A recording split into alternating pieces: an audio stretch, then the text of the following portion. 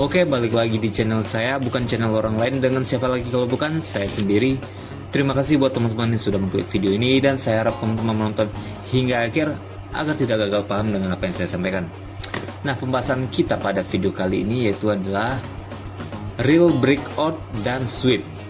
Jadi di mana sebuah kondisi breakout benar-benar breakout. Misalkan ada SNR nih, dia break tapi dia tidak kembali lagi atau membuat yang namanya false breakout. Dan yang kedua, pembahasan tentang sweep. Oke, langsung saja teman-teman. Di sini saya akan mencontohkan atau mengilustrasikan. Misalkan sedang uptrend.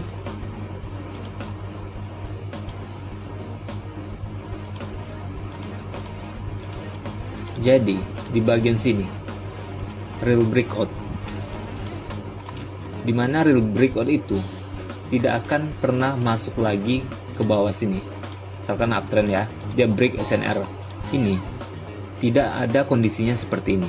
Jadi di mana real breakout yang saya maksud itu benar-benar melakukan breakout. Misalkan SNR-nya saat uptrend dia break ke atas, kecuali dia masuk lagi, itu namanya sweep. Oke, ini kalau real breakout, price bakalan langsung ke atas ya, maupun di saat uptrend ataupun downtrend. Jadi dia nggak balik lagi masuk ke sini. Nah, sekarang saya akan mencontohkan di market. Teman-teman bisa perhatikan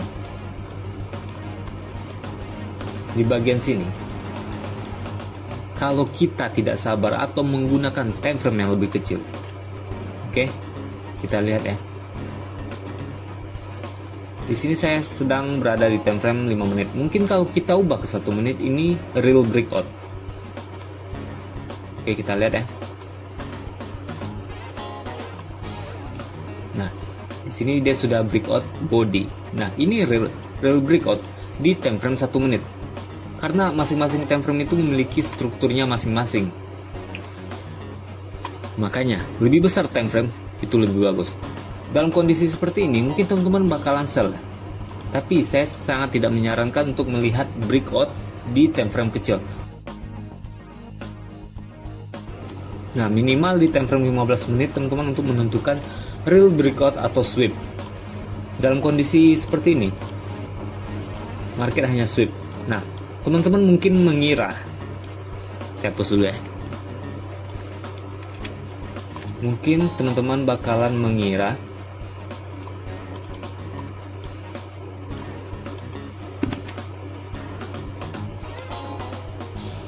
dia bakalan breakout zona ini, dan dia hanya mengambil order di SND ini, berharap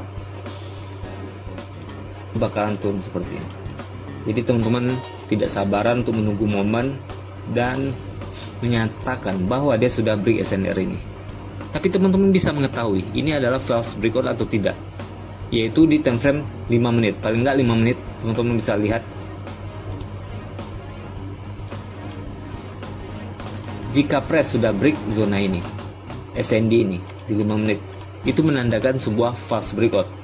Walaupun teman-teman masih berasumsi nih, mungkin dia mengambil inducement dan bakalan mantul di zona ini.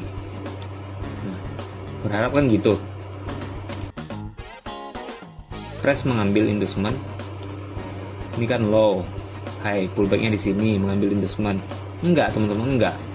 Kita itu yang pertama, kita tetap bagaimanapun harus memikirkan untuk entry and follow the trend. Itu yang pertama, agar tidak terkecoh yang namanya false breakout. Kita tetap mengarah ke follow the trend. Nah, di bagian ini, jika teman-teman tidak sabaran, mungkin sudah entry di sini. Bisa teman-teman entry bagian ini ya. Tapi letakkan SL-nya di bagian ini.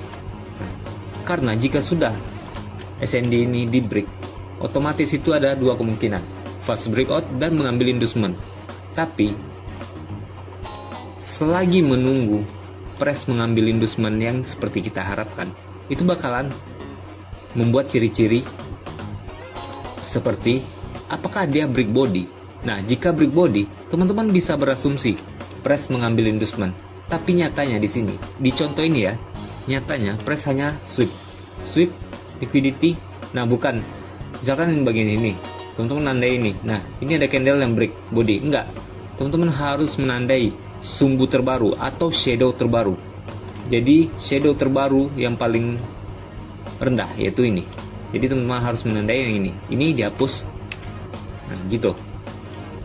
Jika dia break body di bagian ini, oke, dan press masuk lagi nih, teman-teman sudah entry sell, berharap di zona support become resistant, tapi SL, oke, itu ada kemungkinan dia hanya mengambil inducement dan entry di zona order block ini. Tapi jika hanya sweep seperti ini, teman-teman jangan berasumsi bahwa press bakalan ambil inducement dan turun ke bawah. Enggak, kalau dia sweep dia hanya false breakout. Jadi pastikan teman-teman yang menunggu konfirmasi entry seperti saya, karena di sini saya kejadiannya tadi. Saya ubah ke time frame 4 jam dulu. Nah, ini merupakan sebuah zona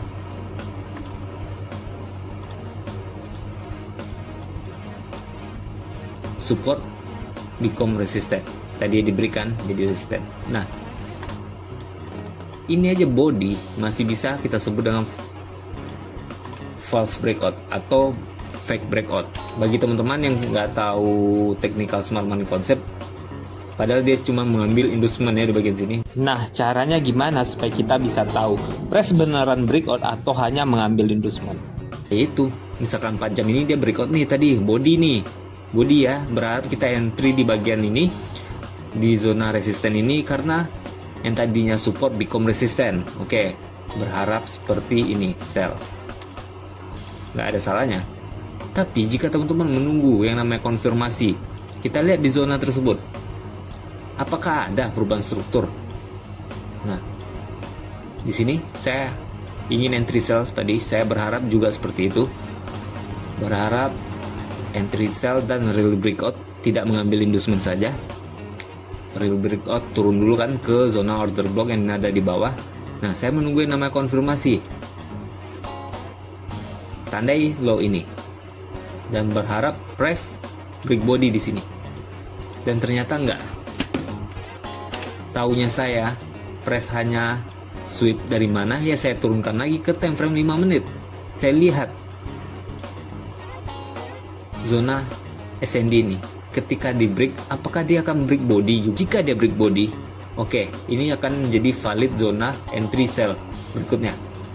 Jika press break body ya di bagian ini. Tapi jika kondisi seperti ini, teman-teman perhatikan saja, teman-teman nggak ada alasan untuk entry sell, nggak ada alasan. Jadi saya tidak jadi tertipu karena melihat direction atau price action di bagian sini ya. Itu enaknya smart money concept. Kalau di teknikal lain mungkin ini, oh ini udah break nih, change of character atau break struktur ya, POI nih, yang tadinya support menjadi resisten, bisa entry sell, nggak apa-apa, emang bisa untuk entry sell. Tapi saya menyarankan teman-teman tunggu nih konfirmasi di M5 atau M15. Nah untuk time frame 4 jam, teman-teman tunggulah konfirmasi di M15. Tapi jika teman-teman menganalisa di 1 jam, tunggulah konfirmasinya di M5. Nah, ini saya contohkan yang real break body. Ini break body. Jadi jika dia press balik lagi ke atas, mungkin saja itu menjemput order di zona order block. Nah, bagian sini atau order flow. Nah, teman-teman bisa perhatikan perbedaannya, yang tadi hanya shadow. Tapi ini break body.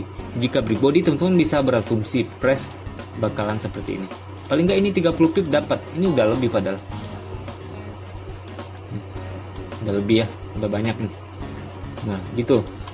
Tadi saya sudah melihatkan yang sweep dan ini yang break body. Kita cari lagi ya. Di 4 jam kita lihat lagi. Dimana press break body dan hanya shadow.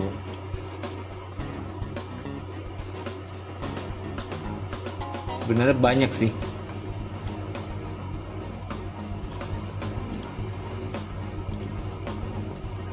Coba kita turunkan time frame biar jelas. Nah, sini. Ini bisa dijadikan contoh.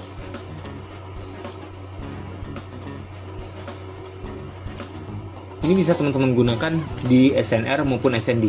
Lihat, dia hanya sweep.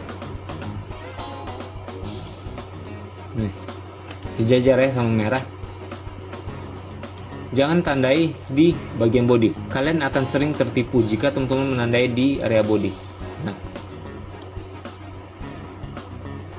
lihat ya. Ini break body kan di sini. Yang tadinya hanya sweep di bagian sini, tapi press break body di bagian ini. Nah, jika dia break zona SND ini, teman-teman bisa menyimpulkan dia hanya mengambil inducement. Kalau break body, ingat kata kuncinya kalau break body, beda kalau sweep seperti tadi. Teman-teman jangan pernah asumsi dia hanya mengambil inducement dan mantul di zona extreme order block. Nah, tapi jika break body seperti ini, teman-teman bisa berasumsi press balik nih break SND ini nih dan mengambil inducement. Oke? Bedakan itu break body dan sweep. Jika dia hanya sweep, teman-teman jangan asumsikan dia mengambil inducement dan mantul di extreme OB. Tapi jika break body seperti ini, teman-teman nggak apa-apa berasumsi press balik mengambil inducement dan mantul di extreme order block. Nah, contohnya seperti ini. Ini extreme order blocknya, kita anggap seperti itu. Dan ini order block atau order flow di sini ya. Ini pergerakan terakhir. Nah, ini order flow-nya. Naik turun. Ini order flow, nggak apa-apa. Karena dia emang break body. Lihat ini. Sweep. Kita lihat ya di time frame lebih kecil, mungkin dia break body 5 menit. Oke, di 5 menit break body nih. Jadi kita bisa berasumsi press mengambil inducement dan melanjutkan penurunannya. Nah, satu hal lagi nih, saya baru ingat. Kalau range atas dan bawahnya jauh seperti ini, atas dan bawah jauh, teman-teman jangan langsung entry. Teman-teman entry lah di extreme order block ini.